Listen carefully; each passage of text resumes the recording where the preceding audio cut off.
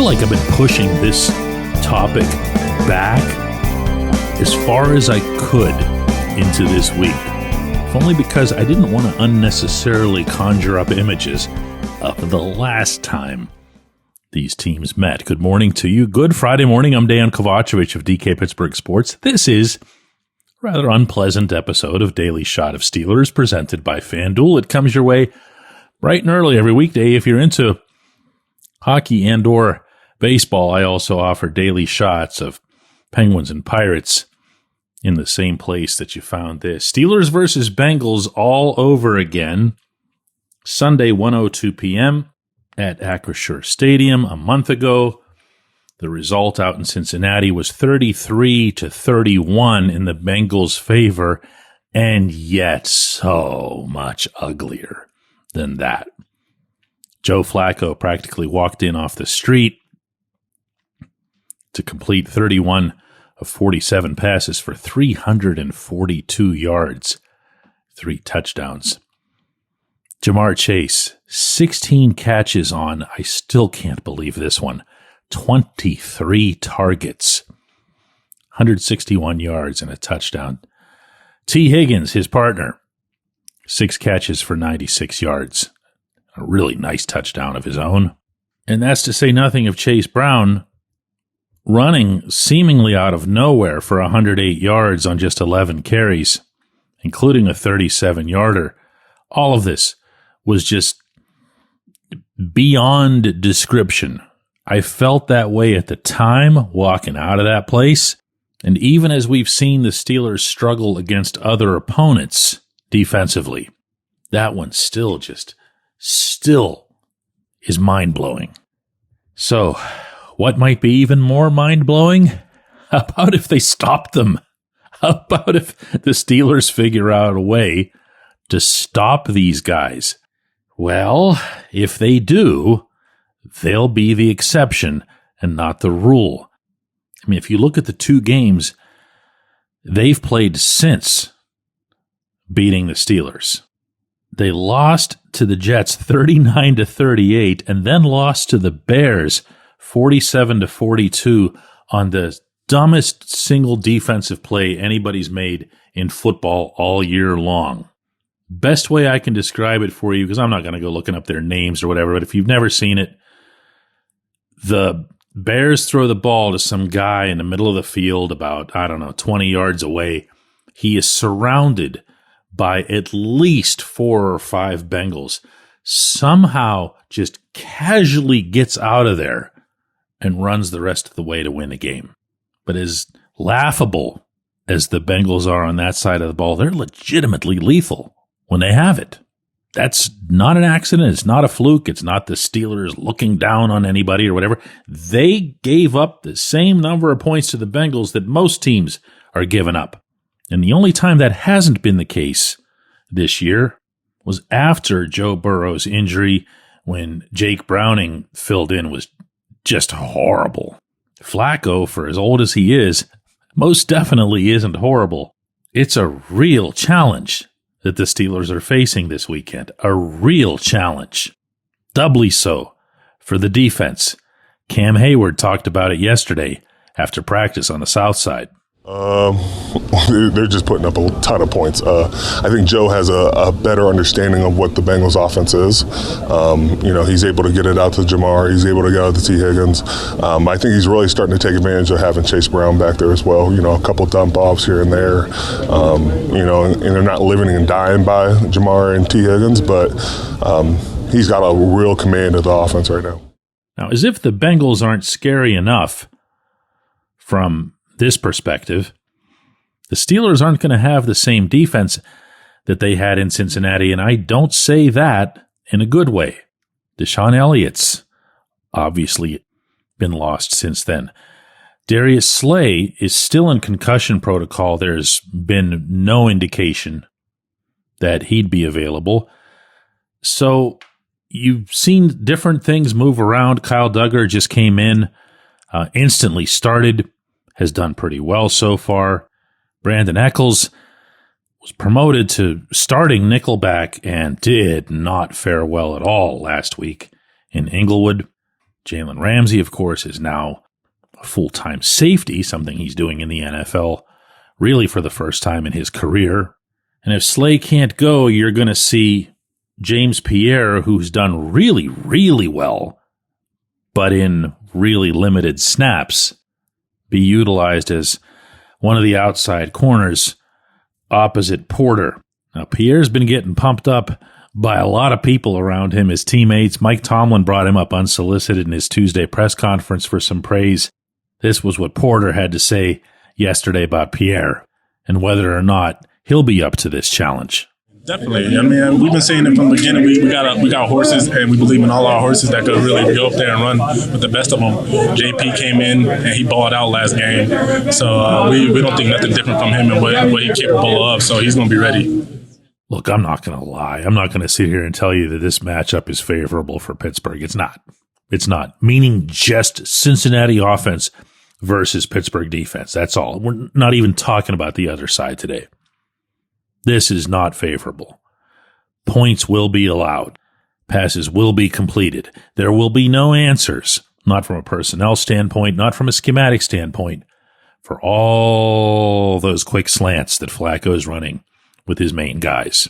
The best that anyone can hope, as I see it, is that somehow, some way, your edge rushers are more effective than they were in Cincinnati, that they can at least force Flacco to do something a millisecond faster than he was required to out there. And on top of that, that they don't allow Brown to go berserk again. At least manage the game. Don't let it get away from you the way it did the last time.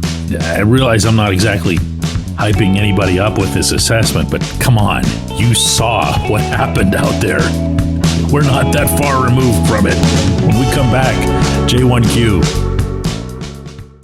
Luxenberg, Garbett, Kelly & George is a personal injury law firm in Western Pennsylvania that represents injured people in automobile accidents, workers' compensation cases, and medical malpractice claims. The attorneys at Luxenberg, Garbett, Kelly & George pride themselves in doing what they say they're going to do. It's important to them that when they make you a promise, they keep that promise.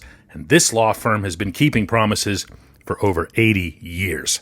Luxenberg, Garbett, Kelly & George has been AV rated. That's the highest rating a law firm can receive for legal ability and ethics. And the lawyers at the firm have been designated super lawyers, that's a real thing, for over 15 years. Rare combination there. Luxenberg, Garbett, Kelly & George has offices in Cranberry, Newcastle, Beaver Falls, Butler, and Elwood City. Learn more about them at lgkg.com or by calling 888-842-5454. Again, that's 888-842-5454. Football season's finally here. Time to check out the latest odds, futures, and win totals on the FanDuel Sportsbook. Think the Steelers are headed to the Super Bowl? Lock in your bets today. Whatever your game, FanDuel Sportsbook delivers the latest lines, futures, and specials so you can join in on all the action. For those of you who are doing real work in construction, in a warehouse, if you're a mechanic, you want reliable, comfortable gear to help you perform well on the job.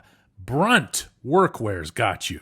They've got waterproof boots, safety toe, soft toe, pull-on, lace-up, whatever you need. You can wear them to work, and if they're not right for you, send them back. I don't know of any other brand doing that. Brunt was tired of the workwear brands out there cutting corners. You work too hard to be stuck in uncomfortable boots that don't hold up. So they built something better. Boots that are insanely comfortable and built for any job site. For a limited time, our listeners get $10 off. Just head to bruntworkwear.com.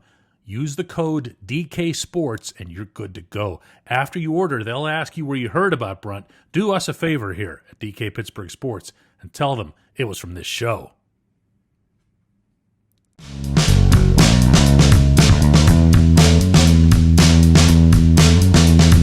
Today's J1Q comes from John. Apparently senses some unfairness in the coverage here. Asks, I'm waiting for the conversation to ever be about Troy Fautanu, but since he's a favorite, I guess it'll never happen, right? I'm happy to talk about Fautanu. Want to do that? That's cool. We'll start with this. He's a favorite. Yeah, really enjoy talking to the kid. I always try to be really transparent about these things. You know who else I really enjoy talking to out of that group? Broderick Jones. Like a lot.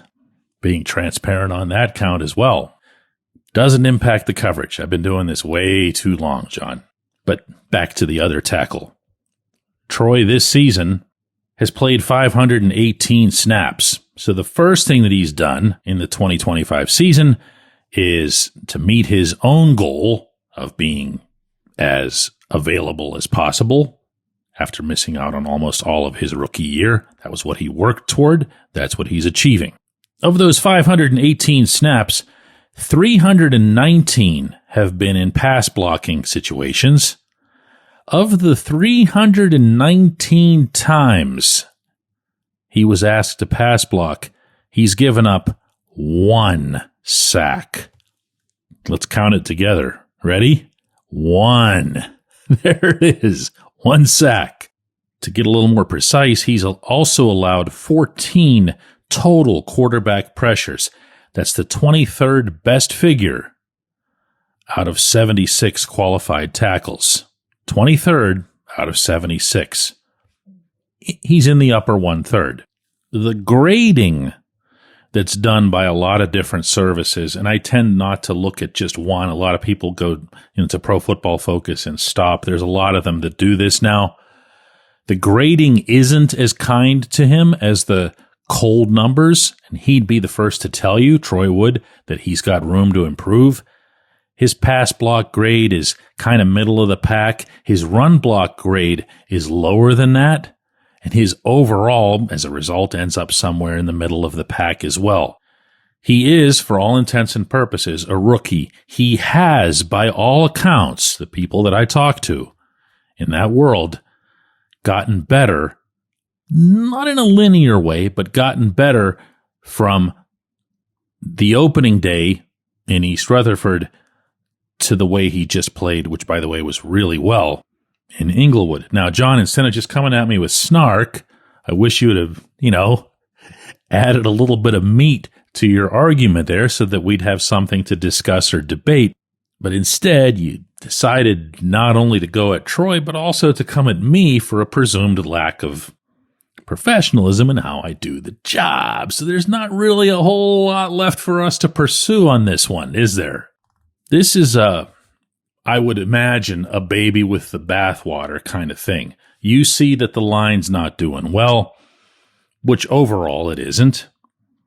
You might see that I'm unfairly picking on or scapegoating Jones, even though I could read off all of this same analysis to you and you would see that Jones is in fact not playing well. But really for me, and even setting aside the way this conversation began between you and me, the line as a whole has gotten better, except for Jones. That's, to me, the fairest assessment that can be had in the moment. If Jones were to step up, if Jones were to elevate, and it's not impossible, guy played pretty well as a rookie, then you would see a very different dialogue about the line as a whole. I would also like to see, and I have one last opportunity here before kickoff to bring this up, this offense to run the ball, run the ball, run the ball. Ideally with Jaylen Warren, and then on third down, just to mix things up a little bit, Jaylen Warren. I feel that everybody, notably Fautanu and Jones, would benefit from that. Fautanu could get his run block grade up a little higher. Jones could get his chin up a little bit higher, his confidence level, his sense that he's helping his team instead of hurting it. But I think I've also made that point a time or 200 this week, so I appreciate that you're always here, John, and I recognize that. I appreciate everybody who listens to Daily Shot of Steelers. We'll have a double shot today at 4 p.m. Eastern, and hope you can join us for that as well.